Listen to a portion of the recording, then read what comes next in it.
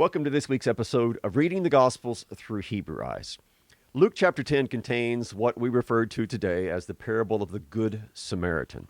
So we want to take a look at that verse by verse, and we want especially not to take the parable away from the context in which it was originally told.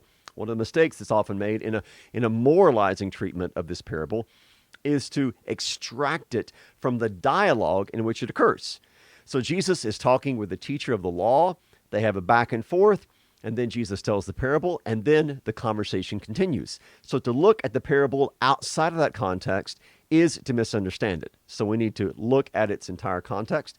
We also need to ask ourselves, what Old Testament passages shed light on what's being told in the parable of the Good Samaritan? So we're going to take a look especially at Hosea chapter 6, and we'll see how some of the language and themes there are woven into this parable so that we are led to understand that the Samaritan is a picture of the divine helper and the divine healer.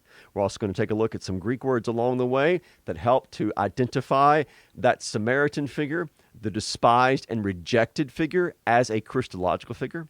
We're also going to see how an Old Testament story from Chronicles kind of sets the skeletal framework that then Jesus adapts to tell his parable of the Samaritan. So that's where we're going with this. We'll jump in here with the opening verses to see what kind of dialogue is taking place and the motives of the teacher of the law as he begins to question Jesus. So this is from Luke 10:25 through 28. And behold, a lawyer stood up to put him to the test. Lawyer simply being an expert in the Jewish law. He stood up to put him to the test, saying, "Teacher, what shall I do to inherit eternal life?" He said to him, "What is written in the law? How do you read it?"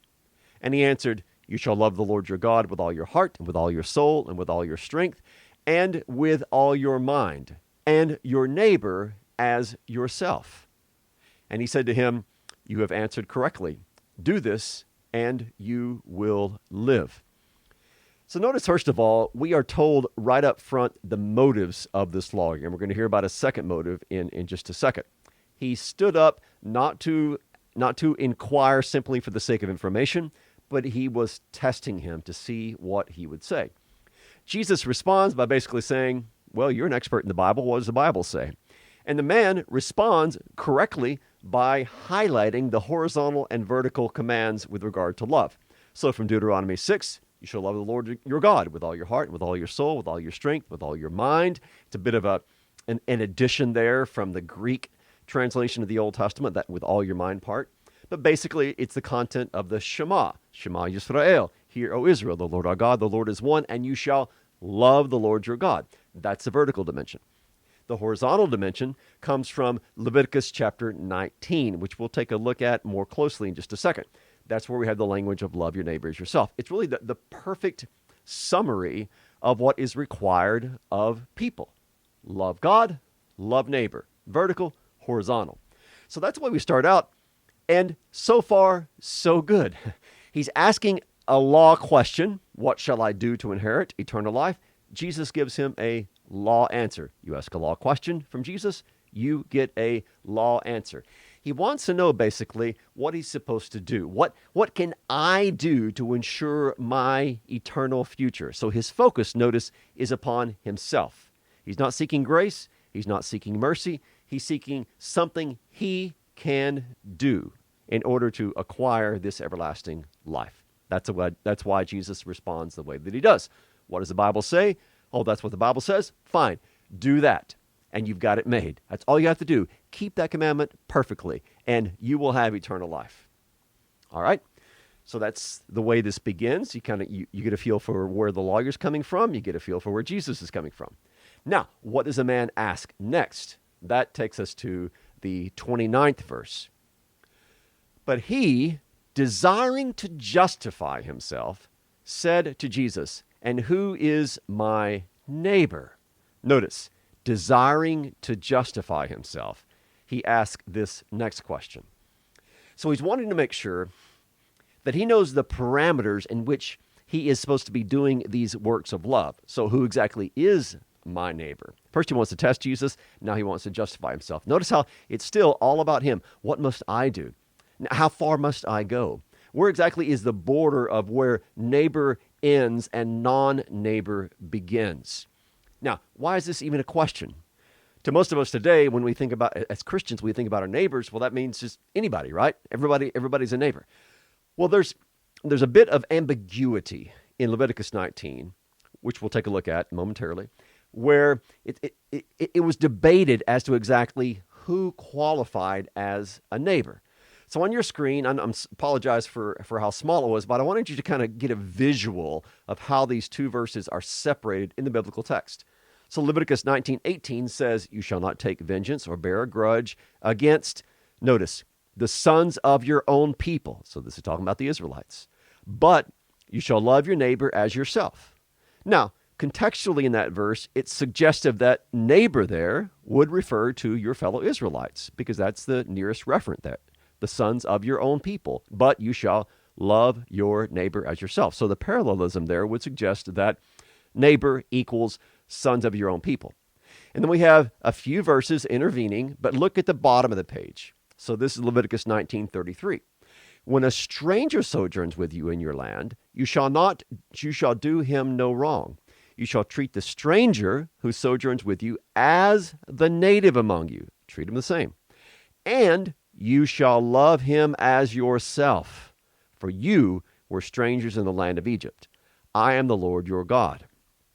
Now, the result of this was that there was debate among Jews as to who exactly was my neighbor. That Leviticus 19:18 verse, is that talking about everybody or only my fellow Israelites? But the important thing to notice is that that same command, "you shall love your neighbor as yourself," is repeated in both those verses. You shall love the sons of your own people as yourself, and you shall love the alien who is dwelling in your land as yourself. The implication being that your neighbor is anyone. Your neighbor is a fellow Israelite. Your neighbor is a Gentile as well. But we know, at least from some later Jewish sources, that there was still debate as to how big our parameters of neighbor actually are. So this quote is taken from Mechilta de Rabbi Yishmael. You can read a little bit about it on the screen there. It's basically a 3rd century AD document based on Exodus and interprets a lot of the legal material there. Now, this is from a section that's talking about Exodus 21:35, which has to do with an ox goring someone.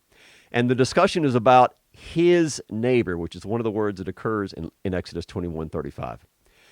And what they're saying here is that his neighbor is written, the word neighbor isn't written to exclude the ox of a Cuthite. Now, Cuthite was a slang expression, kind of a pejorative term used in rabbinic literature to refer to Samaritans. So his neighbor would not include the Samaritans, or the ox of a Gentile, or the ox of a sojourning proselyte.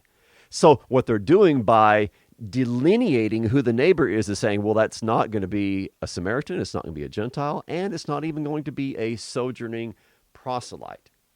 So you can see, this is a later document, but if that same mentality was present in the 1st century, which no doubt it was, that's the reason that the lawyer asked the question that he does. You have this debate as to, who am I to love as myself? My fellow Jews? Samaritans? Gentiles? Just how big is my arena of love supposed to be? I'm wanting to justify myself, the lawyer says. So I need to know exactly who I need to love. See how much the focus is still upon him. Now, how does Jesus answer that question? Well, that takes us into then the parable. So this is Luke 10:30 through 32. This is the way that it starts. Jesus replied, "A man was going down from Jerusalem to Jericho, and he fell among robbers who stripped him and beat him and departed, leaving him half dead. Now by chance a priest was going down that road, and when he saw him, he passed by on the other side. So likewise a Levite, when he came to the place and saw him, passed by on the other side." So we got 3 guys involved so far, 4 if you count the robbers. We have this anonymous man, you have the robbers, you have a priest, and you have a Levite. Now, just kind of consider the situation here. We'll talk more about the setting in just a second. When they see this man. First of all, there's no way to identify who he is. He's been stripped of all his clothes. He's half dead, meaning that no doubt that he's unconscious. He's unable to respond. So if you're the priest or if you're the Levite, there's no way of identifying exactly who this guy is by speech or by clothes or anything else. So, is he a fellow Jew? Is he a Samaritan? Is he a Gentile? Who is he? Well, he's reduced down to basically a fellow human being in need. So it's a perfect setup here. He is someone in need of mercy, compassion, help. So that's who this neighbor is. And I love the fact that he's just called a man.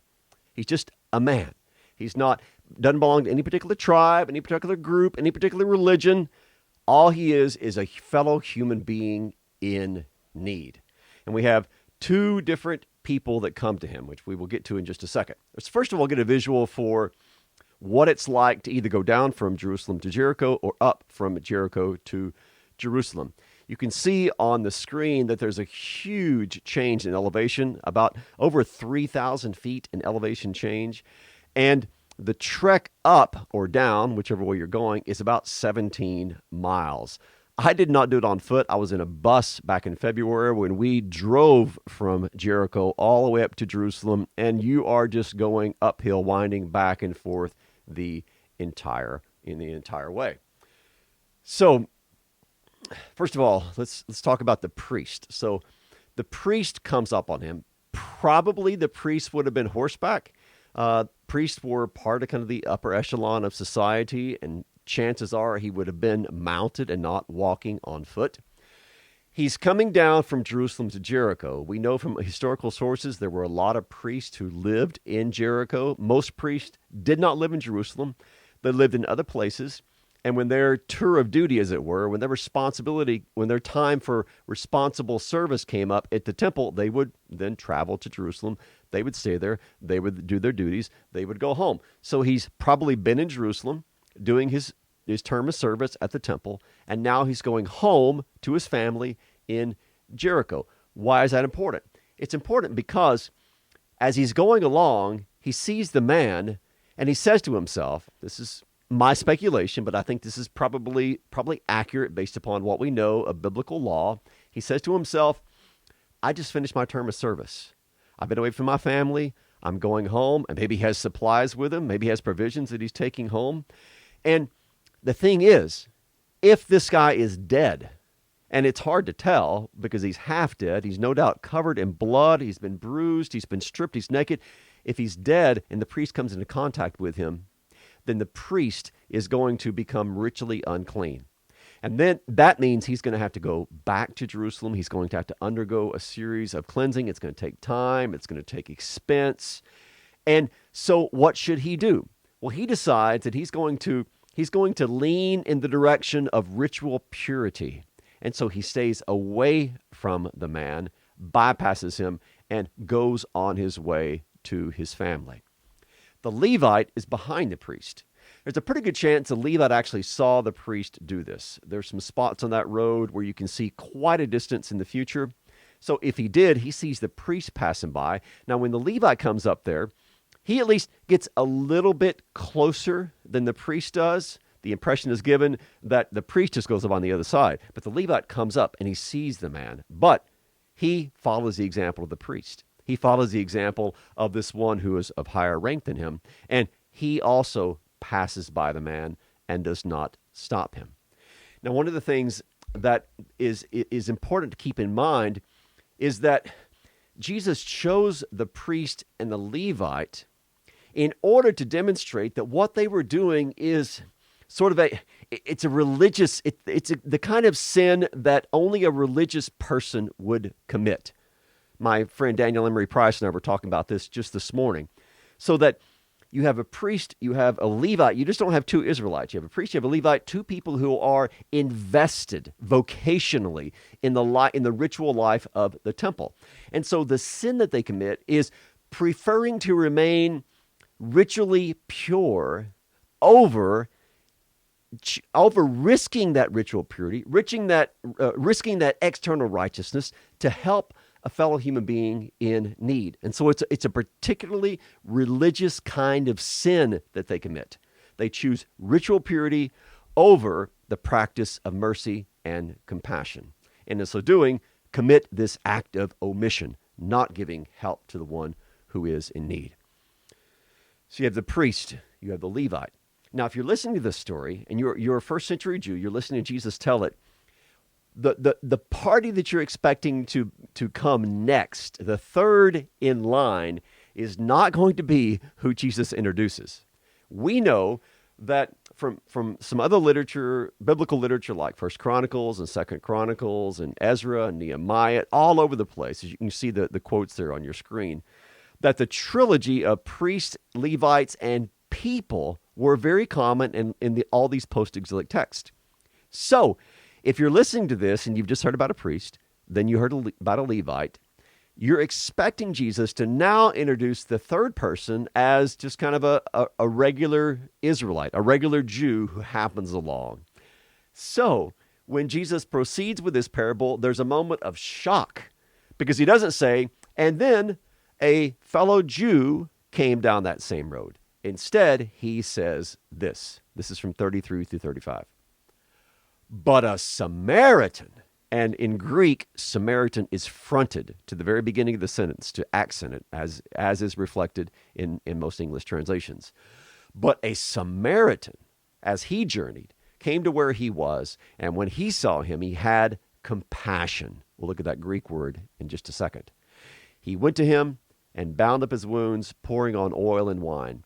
Then he set him on his own animal and brought him to an inn and took care of him. And the next day he took out 2 denarii and gave them to the innkeeper, saying, take care of him, and whatever more you spend, I will repay you when I come back. Let's first of all look at this verb for have compassion or to show pity. In Greek, it is splagnizomai. And if you watch some of my TikTok videos, you know I recently did one on this verb because it's a beautiful expression of the kind of compassion that Jesus has. And I've noted there on your screen also the multiple places where it occurs in the Gospels. It's connected to your guts, to your bowels. And so it's a very bodily response to someone in need. You feel it in your gut when you have pity, when you have compassion. Now, what I think is telling is that when you go through all these references in the Gospels, every time that this verb is used, either Jesus himself is having the compassion, or Jesus is expected to be the one who's going to have compassion, or it's told in parables where the one who has compassion is either a father figure or a Christ figure, meaning that it was never used simply for a regular person. Instead, it was always used by one who either is Jesus himself or God. Now, why is that important? It's important because this is what I call the parable of the Christ Samaritan. The Samaritan is a Christ figure. He is the one who stops. He's the one who has compassion. He is the one who helps that person in need. So he is the neighbor. He is the one who gives this love, who loves the neighbor as himself, just like he loves God as himself. And isn't it cool to imagine what he does? So this guy is in terrible shape. He's been beat up. As I mentioned earlier, he's probably bleeding. This guy's going to get this other man's blood all over him. He's going to physically participate in what this man is suffering. He's not going to keep him at a distance. He's going to pick him up. He's going to help him up. He's going to put him on his own animal, which is not easy to do. He's going to get dirty, extending mercy to this man in need. It reminds me of this great quote from the reformer Martin Luther. So this is you can read the entire article at 1517.org. It's called Lost Coins, Lost Sheep, and Covering the Harlot. But this line sums up what Jesus is doing for us and then what we are called to do for others.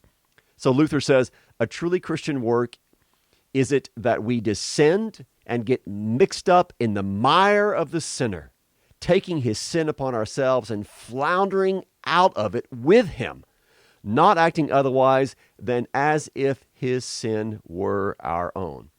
Now, I'm not saying the guy who got beat up was a sinner. What I'm saying is that just like the Samaritan got mixed up in the mire and the blood and the pain in the life of this man in order to help him, so Christ descends to us. He gets mixed up in the mire, in the blood, in the pain of our lives in order to save us. That's his truly incarnational way of taking upon himself our sin, our uncleanness, our pain, all the way to the cross. That's what he does for us. Now, what's in the background here, Old Testament-wise? Well, first of all, take a look at this section from 2 Chronicles 28.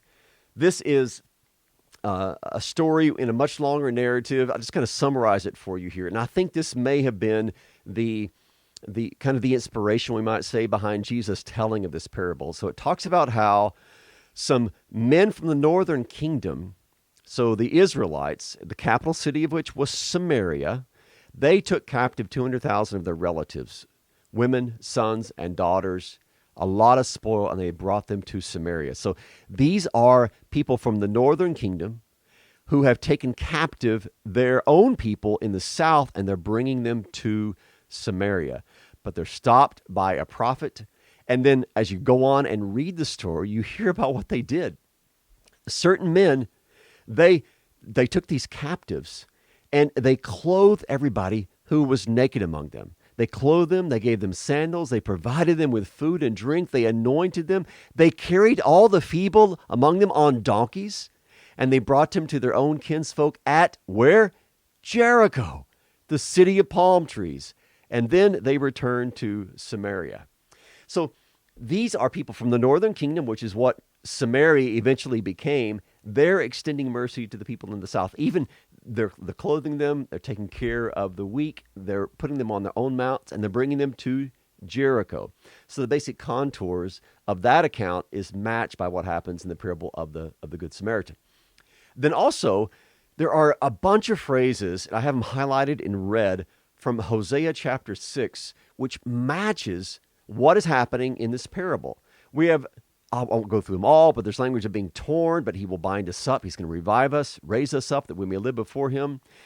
And then there's a contrast because the love of Judah is like the morning cloud, like the dew that goes away early. So this critique of this lack of love on the part of his own people. What does God desire? Steadfast love, not sacrifice. The knowledge of God rather than burnt offerings. Now there's a critique of the legalistic priesthood. And then in verse 9, we have the imagery of robbers lying in wait for a man, and then priests who are doing wrong. So through those 11 verses in Hosea chapter 6, there are a number of echoes and allusions which fit into the parable that Jesus tells. Now, the most important thing about Hosea chapter 6 and its connection to this parable is that God is the one who heals, who revives, who gives love, the one who extends mercy, which is exactly, of course, what the Samaritan figure does. Wrapping this up, after Jesus tells the parable, he asks a question. This is Luke 10, 36 and 37. He says to the lawyer, "Which of these three do you think proved to be a neighbor to the man who fell among the robbers?" And he said, "The one who showed him mercy." And Jesus said to him, "You go and do likewise." So, first of all, the guy can't even say Samaritan. He has to say the one who showed him mercy. So it kind of shows you the antagonism that was present there. And also, notice that Jesus switches things around. He does not so much give him parameters for who his neighbor is. He says, here's the real thing you should be asking yourself. What does it mean to be a neighbor? Which of these three was a neighbor to the man who was in need, the one who fell among robbers? And of course, it's the one who showed mercy, which defines exactly what being a neighbor is. To love your neighbor is to show mercy. And Jesus says to him, well, then you go and you do likewise. The lawyer is still fixated on the law. Hopefully, as time went on, he understood exactly what was going on as Jesus told this parable. That the one in the parable who shows mercy is the one they did not expect. The hero of the parable is not the one that you would expect to be the hero. He's the one rejected by the Jews. He's the one that they never would have looked to for mercy. He's the one they certainly never would have looked to for giving life to one in need. And so Christ is as well. He is the one who will be rejected. He's the one who's actually going to end up being beaten up and killed. He is the one who is rejected, and yet he is the very one who gives life, who brings healing, who gives of himself. So, in the end, this is a parable about the Christ Samaritan, the one who comes to us. And we're really everybody in the story. We're the robbers. We're the victim. We are the priest. We are the Levite. So we fit into all of these categories in various sorts of ways. We're victims and victimizers. You know, we're the people who don't help when we should. We are those who are like the priest and the Levite. We're like all of these in various sorts of ways. And so for all of us, Christ comes and supplies what we are lacking. He gives us life. He gives us forgiveness. He gives us healing. He is the one and the only one who can provide this for us. So Christ ends up being the good neighbor, the perfect neighbor, the one who splagnitsomai, the one who has compassion and who acts on that compassion to save us. Well, that's this week's text. Hopefully it has given you some new ways to look at the parable of the Good Samaritan, the parable of the Christ Samaritan. May Christ bless you as you reflect upon it, as you preach it, or as you hear it preached this coming Sunday. May God's grace, peace, and mercy be yours in abundance. Hey everybody, a little PS here at the end of the video. I forgot to mention that I am not going to be in town next week. I'll be speaking at a camp up in Minnesota, so no video next week. But I will be back for the week after that. Thanks.